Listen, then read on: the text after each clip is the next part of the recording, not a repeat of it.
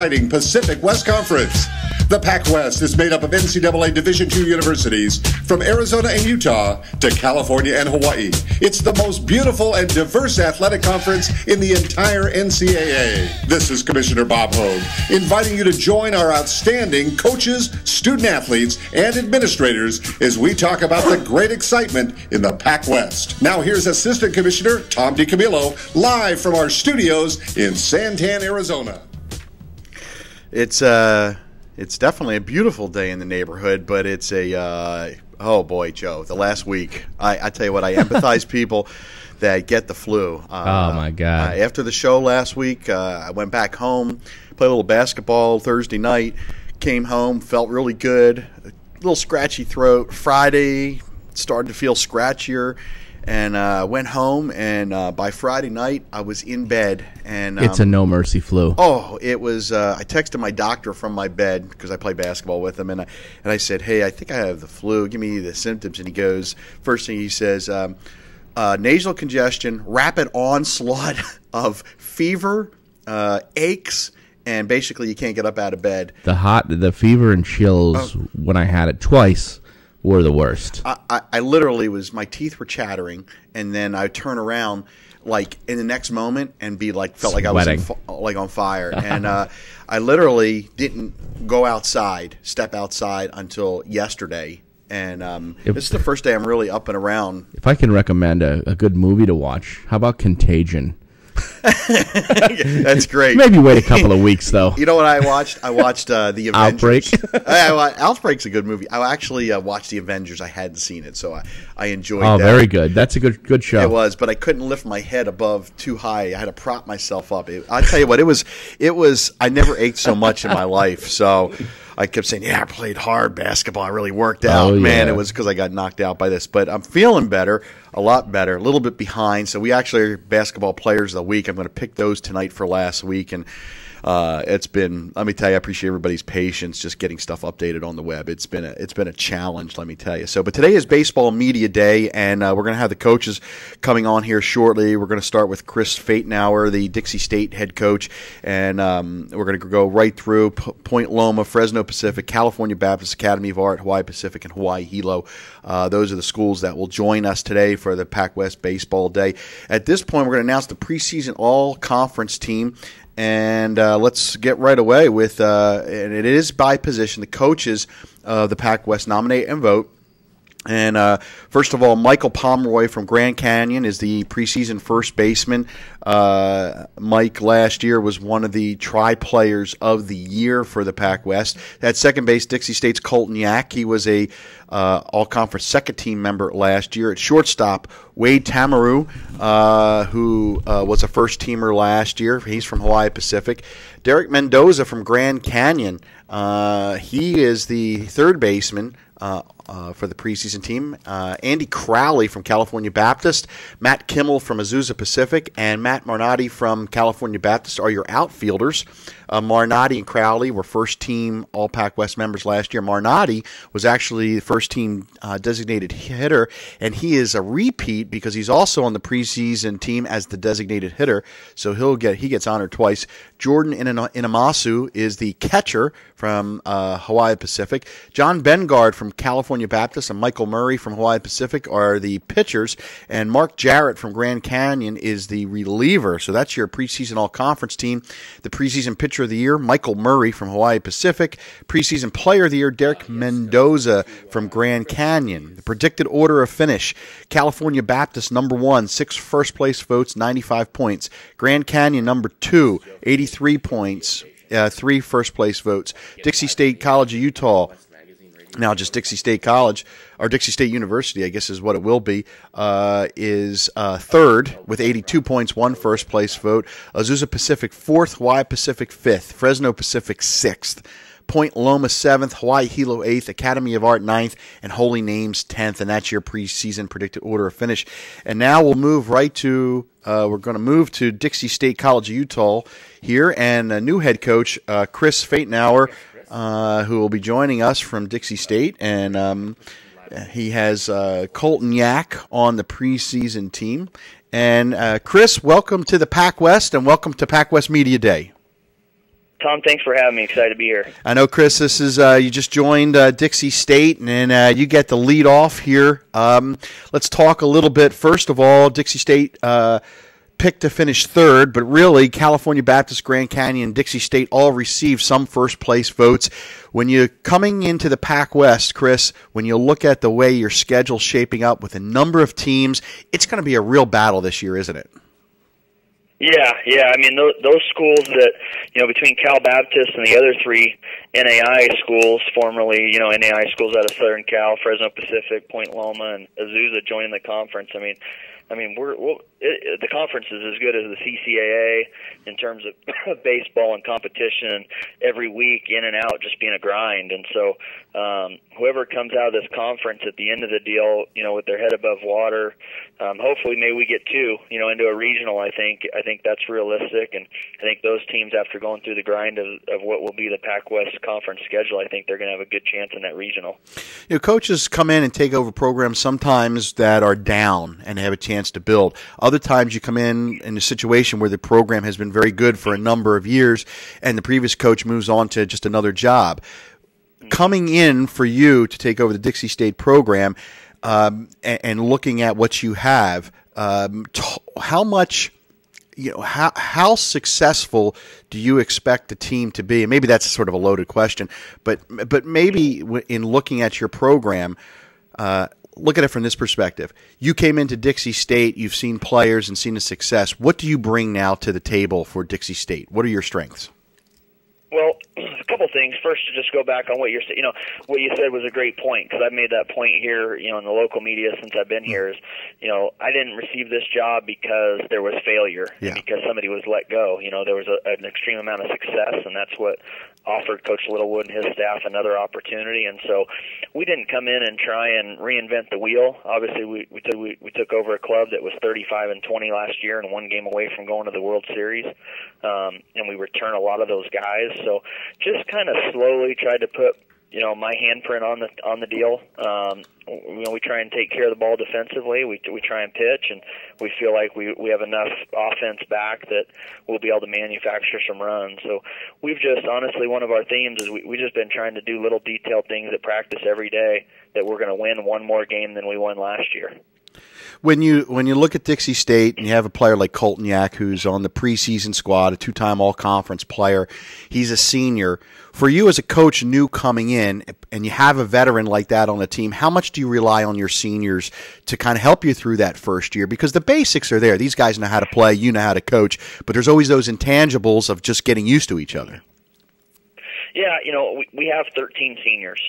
And those guys were a part of the club last year, and they've been here. So we have a senior council, where I meit with those guys, and we've discussed some things. And, there's certain things that I wanted to do a certain way that really weren't up for discussion. But a lot of things, it was really nice that Coach Littlewood and I have a lot of similar philosophies and similar beliefs on some things, so we didn't have to change a lot. But, Colton's had a huge influence on what we do, as well as, Jordan, our whole outfield, Jordan Hanley, Cedric Johnson, and Garrett Nash, those guys all return.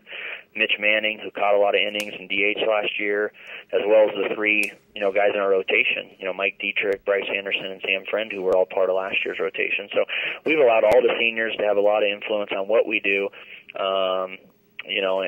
And they've been great. They're mature guys. They get it. They know how important it is, and so it's really been easy to coach those guys and to transition into this.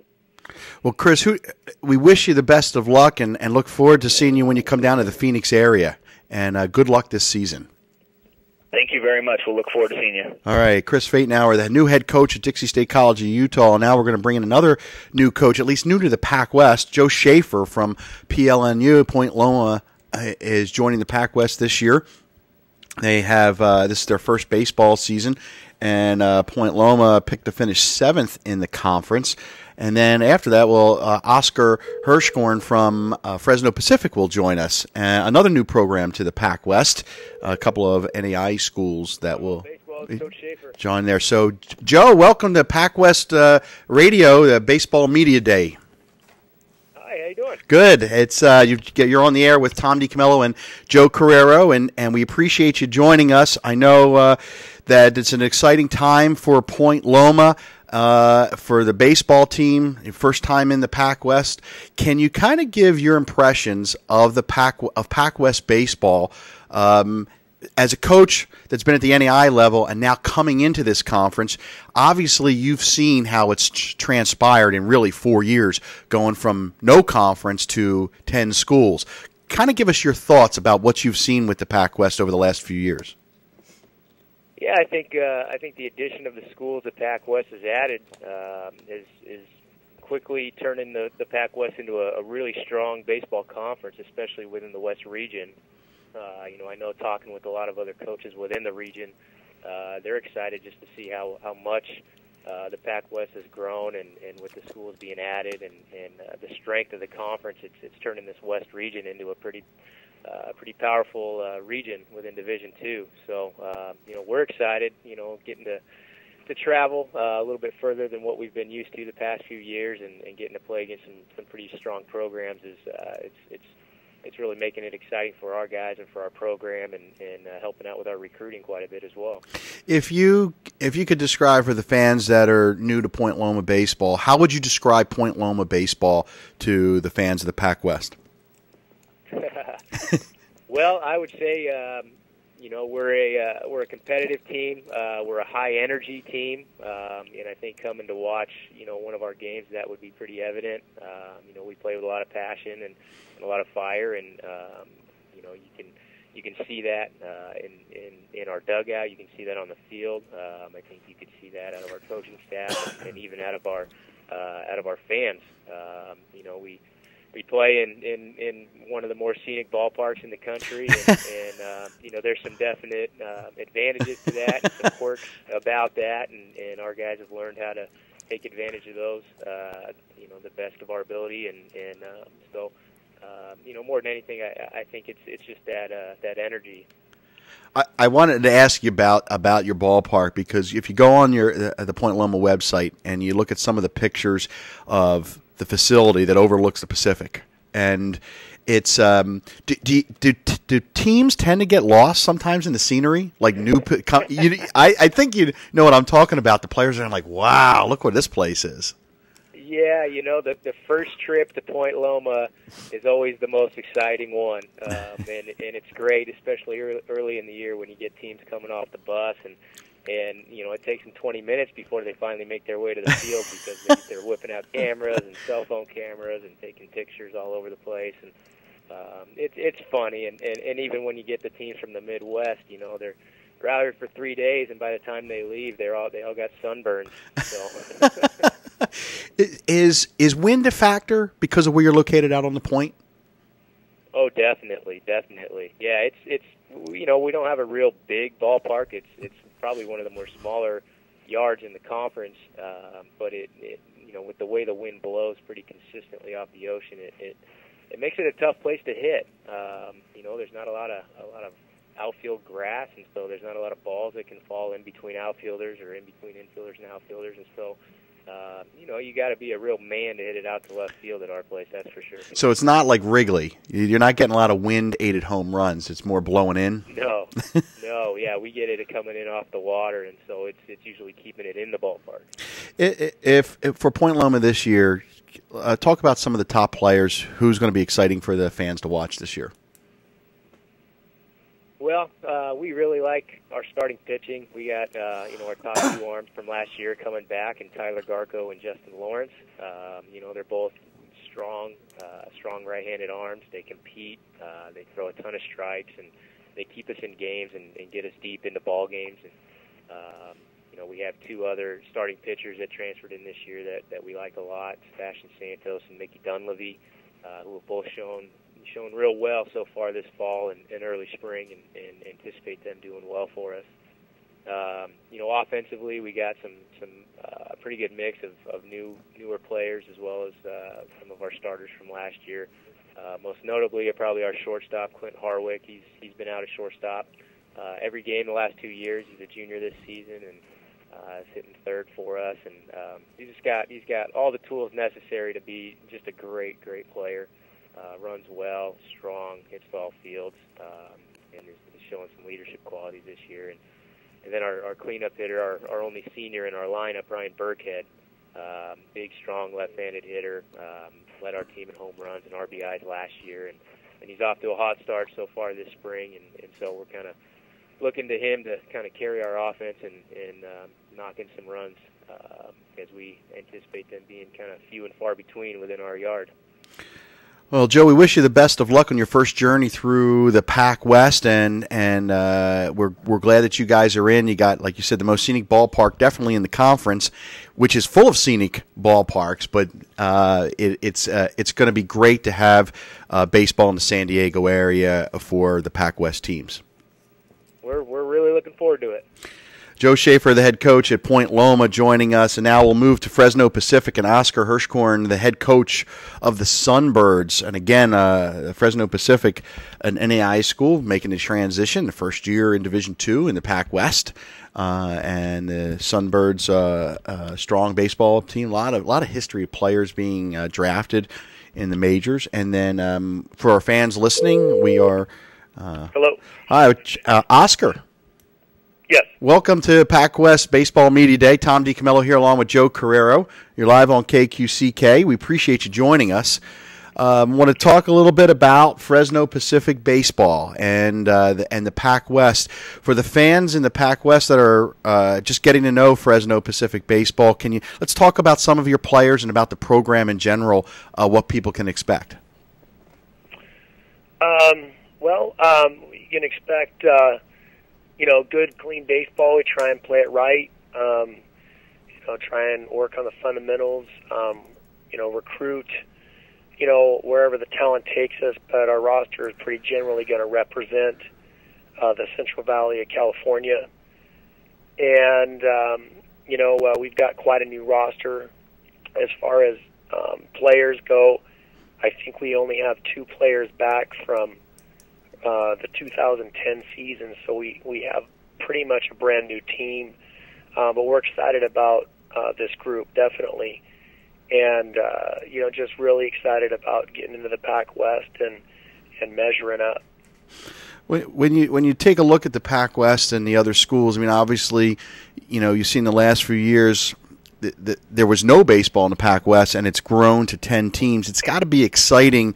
Coming into a conference where the baseball has been such a priority over the last few years to go from nothing to one of the strongest conferences in Division II. Yeah, it's really exciting. I mean, I didn't know much about the PacWest 4 or 5 years ago, and of course, I certainly do now. I knew the teams, don't get me wrong, I knew who they were, but, we were in our NAIA world at the time, and I had personally ended up playing at Chico State in the CC2A, so I knew a lot about that. But you fast forward here to this season, and you can't help but look at this list of teams and these schools and think that we're a power conference, and it's just going to be a dogfight to compete, day in and day out, and that's where you want to be as a competitor, and it's really exciting to jump right in. For us, the Division II baseball into a conference like this, it's great. Tell us a little bit about the history of Fresno Pacific baseball. Just for the fans that don't know, it seems like you get some players that make it to the major league level. It's just been really good baseball over the years. Well, yeah, thank you for saying that. To be honest, we're brand new. This is only our 8th season in existence. I started the program 8 years ago, and it was quite a challenge to get this thing going. The first 2 years, we didn't have a field, so we were bouncing around. As beginning programs do, a lot of things to work out and establish. But in that 3rd year in 2008 is when we kind of broke through. We have an on-campus baseball field now, which is beautiful. Playing surface is fantastic, and we keep trying to improve that year in and year out. But that kind of seemed to be that first domino. And then that was the first year we made the regionals. It was also a year Chris Schwinden was on our roster, and he was the conference pitcher of the year, and he's ended up making it to the big leagues. And since then we've had quite a run of players that have ended up in professional baseball. Really proud of the guys for that, and proud of the program for being able to produce those types of players. And as a coach, to see the kids, to see the reward, see the benefit of all the hard work. But last year after the draft, we had 6 players in minor league organizations, minor Wow. or major, and we had 3 others in independent baseball. And I'd say that's pretty significant for a program that only had 7 seasons under their belt. And that's, if you said that, if you hadn't said, I don't think most people would realize that the program was only had 7 seasons. You would think that it had been around and built that reputation, but it's amazing how quickly the reputation has grown of Fresno Pacific. Oh, thanks, but really what it comes down to, and I think all coaches would say that, are the players.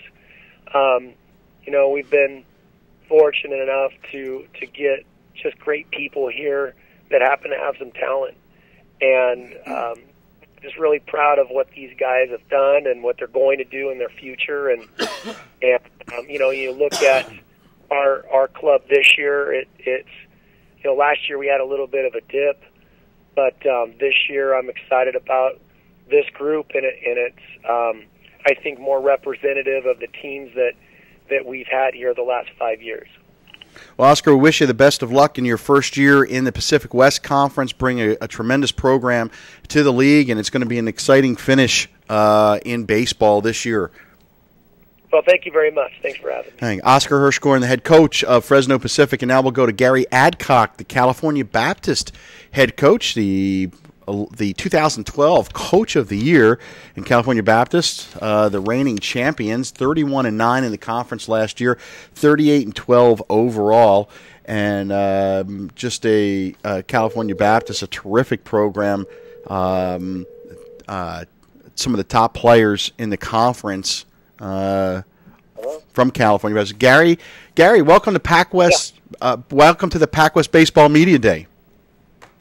Oh, thank you. Gary Adcock, the head coach of California Baptist. You're on with Joe Carrero and myself, Tom DiCamillo. And Gary, I know last year California Baptist won the PacWest, 31-9 in the conference, 38-12 overall.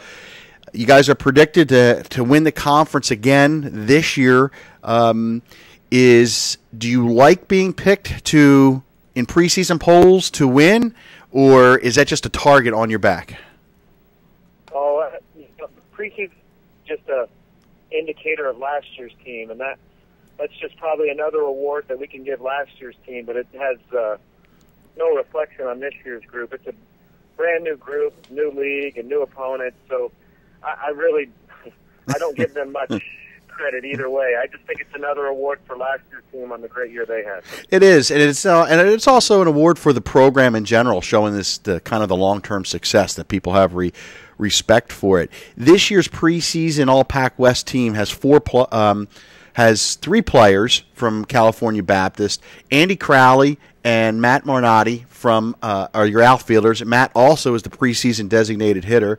And then also your pitcher, John Bengard. Let's start with John, your pitcher. He had an outstanding season last year, and he's a lot of fun to watch, isn't he? Yeah, John does a good job of mixing the strike zone and throwing strikes, and some of our GSAC opponents probably don't, from the previous years, don't even recognize his name because he really came out of nowhere last year and was in our program and didn't pitch at all really until last year, and he just had the breakout season his junior year. So he is definitely our one, and the reigning PacWest pitcher of the year, and deservedly so.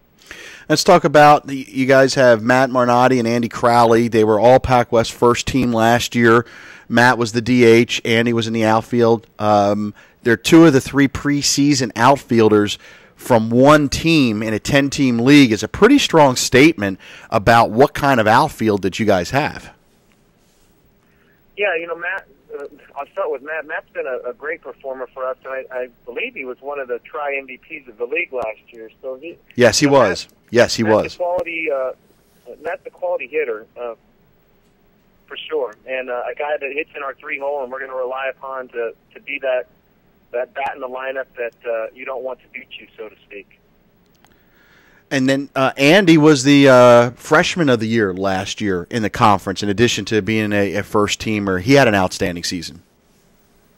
Yeah, Andy. Andy was a all-CIF performer in high school. Was the state player of the year for his division. I mean, it was a really great sign for us, and he did not disappoint in his freshman year. And we're asking him to do a little bit more this year to hit at the top of the order instead of the backside of the order, and that's going to be something that he did in high school that I'm sure he's going to thrive in. But there is a little bit even higher expectation, if you can, on a guy that was the freshman of the year in the conference. Well, Gary, we wish you the best of luck this year in the PacWest. Everybody's going to be gunning for you this year, the reigning PacWest champions, and also congratulations on being the Coach of the Year, another last year award for you guys. But we look forward to California Baptist making its run in a 10-team PacWest conference this year. We appreciate the time. Thanks so much. Gary Adcock, the head coach of California Baptist. And now we'll move on to Academy of Art and Brian Gwynn, the head coach with the Urban Knights, and a program that started from scratch as the entire Academy of Art program did just a few years ago. And Brian slowly bringing the team along. The Urban Knights had 6 conference wins last year. It was the most they had in one season. And this year. And Brian, welcome to the PacWest Baseball Media Day.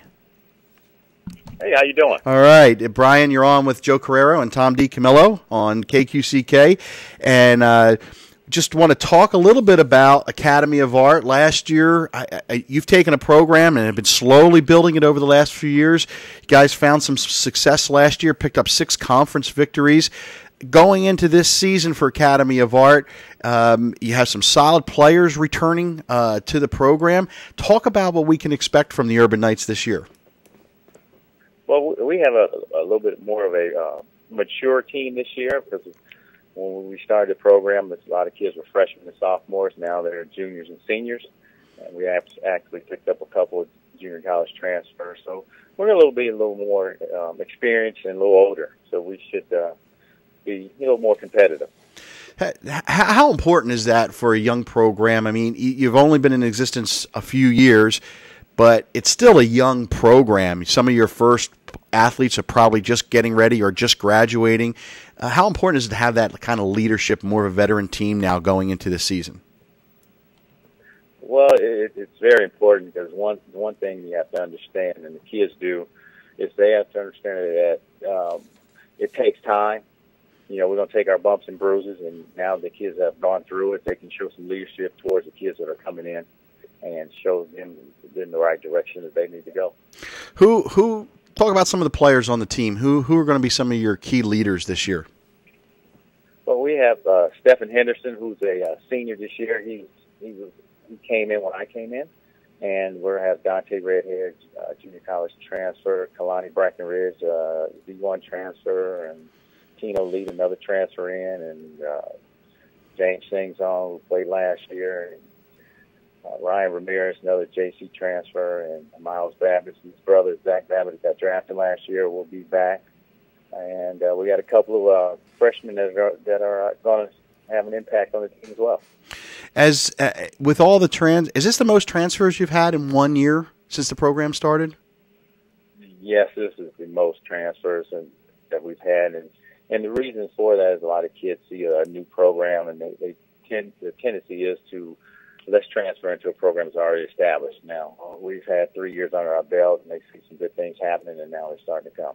And that's a great milestone. Coupled with the type of school Academy of Art is, it really opens up an opportunity for student athlete to play and to get a great education. The Academy of Art University is a phenomenal institution. The academics is just on board. It's one of the top art schools in the country. And now it gives the kids who have some artistic ability, who want to compete in sports, and have an opportunity to do that. You guys started just a few years ago. Holy Names is in the conference, and they've just started baseball.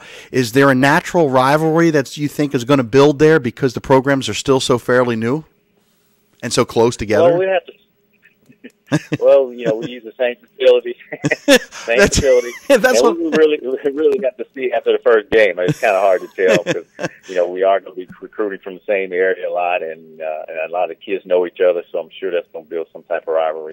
That's a good thing for young programs to build rivalries. Those games, everybody, it's when you're building a program, and the Hawaii schools will tell you this.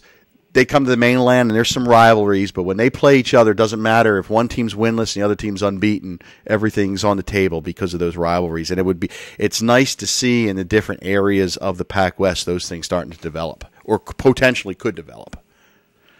Absolutely, it's not the same degree as a Cal-Stanford rivalry, but at some point, hopefully, it'll get that way. It'll be interesting, especially when you're sharing the same facility. Brian, good luck this year going around the PacWest. We appreciate you joining us. No problem. Thank you very much. Brian Gwynn, the head coach of Academy of Art. Now we're going to jump to Hawaii. We have Garrett Yukamoto, the head coach of Hawaii Pacific, and then Joey Estrella, the head coach of Hawaii Hilo. We'll start with Garrett first, and we're going over time just a little bit, but Joe allows us here at the station because you just love this show. Love it. Joe gets a lot of calls. Hello. During the week. Garrett, welcome to the PacWest Baseball Media Day. Oh, thank you. So Garrett Yukamoto, the head coach of Hawaii Pacific. Garrett, you're on with Joe Carrero and Tom DiCamello live in the Santan Valley. Garrett, you've been in the PacWest for a long time. Hawaii Pacific has had a tremendous program over the years. When baseball started in the PacWest a few years ago, it started with an end-of-the-season tournament in St. George and a couple of teams, and just a few years later, there's 10 schools, and the conference has got to be one of the strongest D2 conferences in the country. Do you just marvel at what's transpired in baseball in this conference over the last few years? Sorry, could you repeat that question again? Do you just take a look at what's transpired in the conference in baseball and how it's grown? Do you just kind of look at it, sit back and wonder and marvel at how it's grown? Yes, the conference started, with just five teams in the conference, and now, we've grown to 10 teams, and next year, obviously, we'll go to 9 teams with the departure of Grand Canyon. But, with the conference growing, it helps us, with the automatic qualifier within several years to come by, which in the past we didn't have that, and we had to get regional points to make the regional. Let's talk about HPU baseball this year. Michael Murray, the preseason PacWest Pitcher of the Year, an outstanding player. He's out of Castle Rock, Washington. I believe he was 9-3 last year. He's an outstanding pitcher. Talk about him as a pitcher and a player. When we got him, he worked his way up to be our number one guy last year. We expect a lot of him with his leadership role of being a senior, and looking for some great things from him this year. And hopefully he can kind of repeat the season he had last year, and even better. When coaches talk about baseball, you always hear them talking about being strong up the middle, having strong pitching, catching, shortstop, center fielder. And on the preseason team, obviously you have the preseason pitcher of the year, but you have the preseason catcher in Jordan Inamasu. And then you have the shortstop in Wade Tamaru. Talk about those two players and what that means to have that strong middle for HPU. Whenever you have that senior leadership coming in, it helps to strengthen our defense, especially in the middle, like you were stating. Being that, we also have another senior second baseman and sophomore outfield, center field, it kind of helps us, groom the younger guys up the middle for the following years to come. Wade was a all PacWest first teamer last year at shortstop, but in 2010 he was a third baseman. He really is a versatile infielder and just a good all-around athlete, isn't he? Yes, he is. When he came to us as a freshman, we already had shortstop. There was a senior at that time, and being that we had filled a void at third base, he never played there, but we tried him there, and it worked out for us. So we were lucky on that part. And he was all conference. And at the end of that year, he moved back to shortstop. We're fortunate to have him and his glove, at shortstop for us. That's amazing. He never played there, and he goes and becomes all conference. That at first team. He did well. Like he's very versatile. I think whether he plays third, short, or second, I think his defensive play will be his strength. Oh, well, HPU's picked to finish 5th, but this conference, anybody can win this conference. It's going to be a tough season, isn't it? Yes, baseball is a funny game. You can go fair or foul on any given day. So, we look up for the challenge and see what happens at the end of the year. Well, we appreciate you joining us, Garrett Yukamoto, the head coach of Hawaii Pacific University, and the Sea Warriors picked to finish 5th. And now we'll go to the dean of the coaches, Joey Estrella, the head coach of Hawaii Hilo. This is his tour. This is his final season of coaching. He's with the Vulcans. Hawaii Hilo, excuse me, is a program that's, again, one of the founding programs of the PacWest in terms of baseball, along with Hawaii Pacific, and it's going to be an exciting season. Hi, Joey. Tom DiCamillo, along with Joe Carrero. Thanks for joining us on PacWest Baseball Day here on KQCK. Good to have you, Tom. I appreciate it, and glad to have you on. Joey, I know this is it's an exciting time. It's your last year with Hawaii Hilo. You've been around a long time. You've been at Hawaii Hilo a long time. I'd like to get your perspective, that the fans that are listening, when you look at where we started with PacWest Baseball a few years ago, of having 5 teams, going from nothing to 5 teams to what the league is now, is it really exciting to see what the PacWest has done with baseball? Oh, absolutely.